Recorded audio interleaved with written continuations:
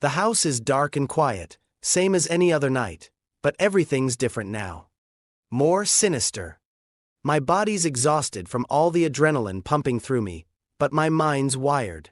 I go into the kitchen to dig around in the fridge. I'm suddenly starving.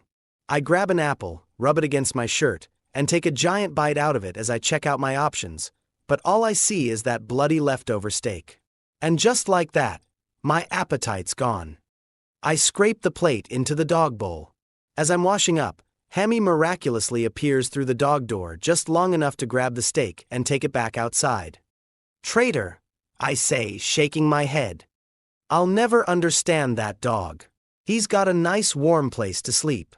Hell, Noodle'd probably let him sleep in her bed if he wanted to.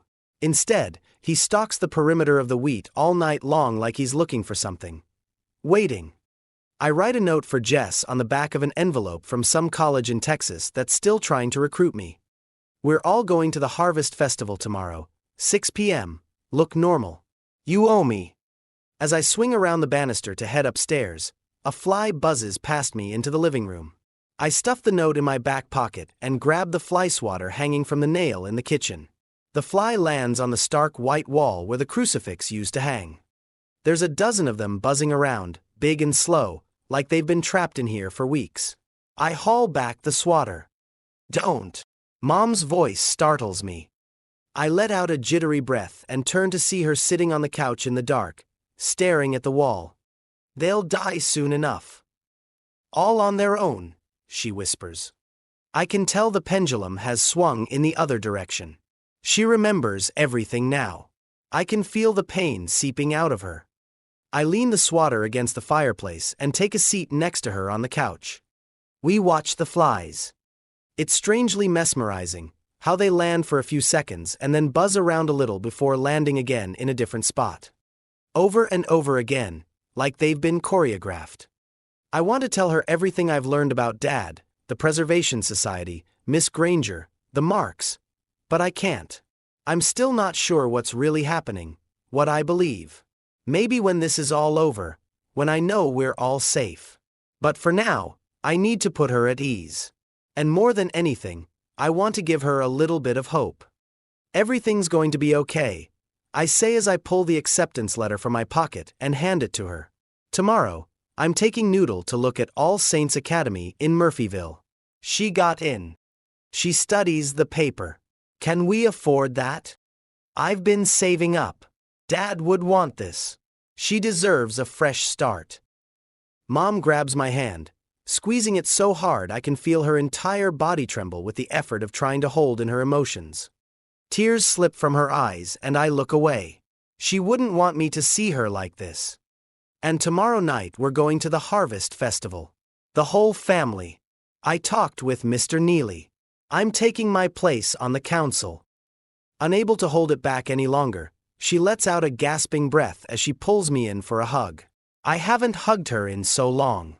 I don't think she's hugged anyone since Dad died. It hurts.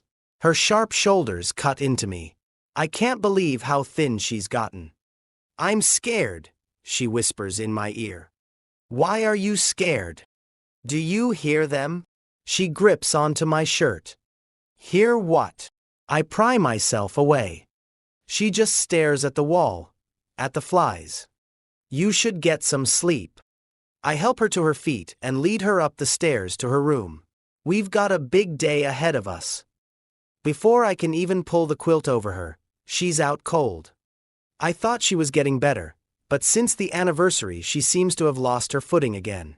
Maybe she can sense what's happening here. That something evil's coming. Soon, this will all be over, I say as I gently close her door. Taking the envelope from my back pocket, I slip it under Jess's door and then peek in on Noodle.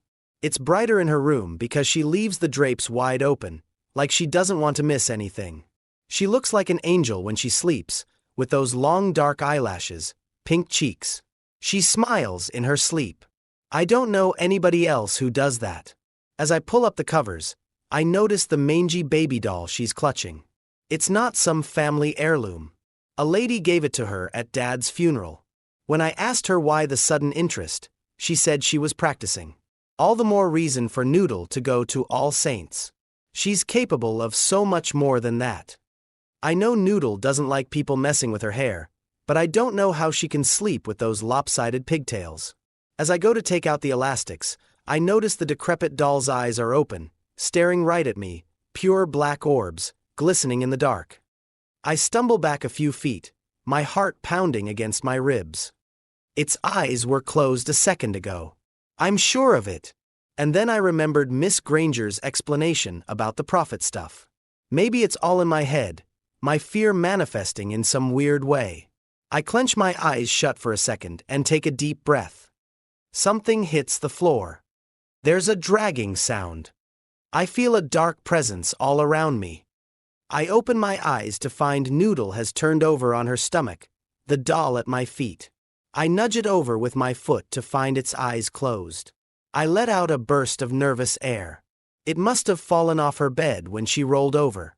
I feel a little bad for doing it, but I kick it under the bed.